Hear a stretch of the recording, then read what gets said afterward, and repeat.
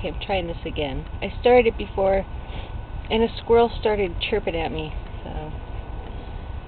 Okay. Here's a puzzle for you to consider, said Ishmael. You're in a faraway land and find yourself in a strange city, isolated from others. You're immediately impressed by the people you find there. They're friendly, cheerful, healthy, prosperous, vigorous, peaceable, and well-educated, and they tell you things have been this way for as long as anyone can remember. Well, you're glad to break your journey here, and one family invites you to stay with them. That night, you sample their food at dinner, and finding it delicious but unfamiliar, ask them what it is, and they say, oh, it's bee meat, of course, so that's all we eat. This naturally puzzles you, and you ask if they mean the meat is of little insects that gather honey. They laugh and take you to the window. There are some bees there, they say, pointing to their neighbors in the next house. Good Lord, you exclaim in horror, you don't mean that you eat people? They look at you in a puzzled way and say, we eat bees.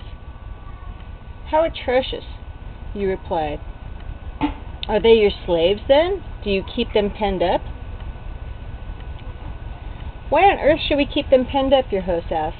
To keep them from running away, of course. By now your hosts are beginning to think you're a little weak in the head, and they explain that the bees would never think of running away because their own food, the A's, live right across the street. Well, I won't weary you with all your outraged exclamations and their baffled explanations. Eventually you piece together the whole ghastly scheme. The A's are eaten by the B's, and the B's are eaten by the C's, and the C's in turn are eaten by the A's. There's no hierarchy among these food classes. The C's don't lord it over the B's just because the B's are their food. Because, after all, they themselves are the food for the A's. It's all perfectly democratic and friendly. But, of course, it's all perfectly dreadful to you, and you ask them how they can stand to live in this lawless way. Once again, they look at you in bafflement. What do you mean, lawless? They ask. We have a law. We all follow it invariably. This is why we're friendly and cheerful and peaceable and all those other things you find so attractive in us.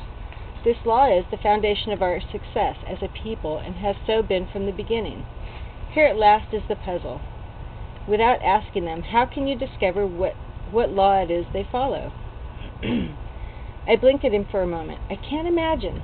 Think about it. Well, obviously their law is that A's eat C's and B's eat A's and C's eat B's. Ishmael shook his head. These are food preferences. No law is required. I need something more to go on. All I've got is their food preferences. You have three other things to go on. They have a law. They have a law. They follow it invariably, and because they follow it invariably, they have a highly successful society. It's still very tenuous, unless it's something like, be cool. I'm not asking you to guess what the law is. I'm asking you to devise a method for discovering what the law is. I slid down in my chair, folded my hands on my stomach, and stared at the ceiling. After a few minutes, I had an idea. Is there a penalty for breaking this law?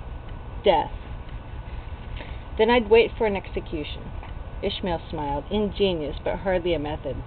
Besides, you're overlooking the fact that the law is obeyed invariably. There has never been an execution. I sighed and closed my eyes.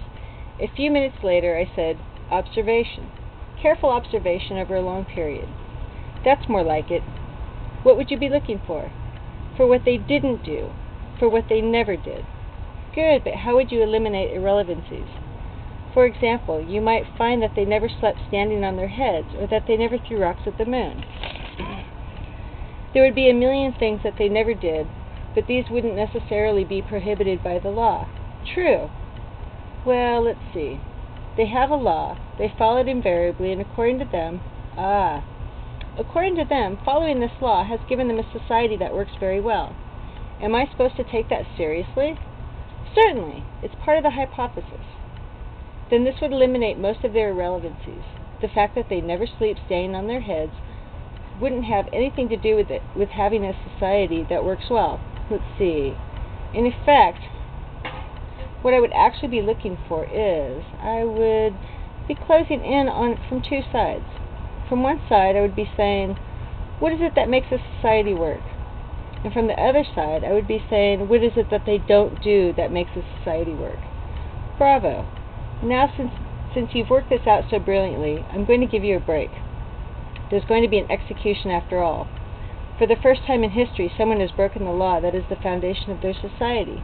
They're outraged, horrified, astounded. They take the offender, cut him into little bits, and feed him to the dogs. This should help. This should be a big help to you in discovering their law.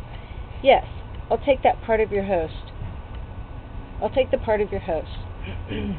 We've just been to the execution. You may ask questions. Okay, just what did this guy do? He broke the law. Yes, but specifically, what did he do? Ishmael shrugged. He lived contrary to the law. He did things we never do. I glared at him. That's not fair. You're not answering my questions. I tell you the whole story. I tell you the whole sorry tale is public record, young man.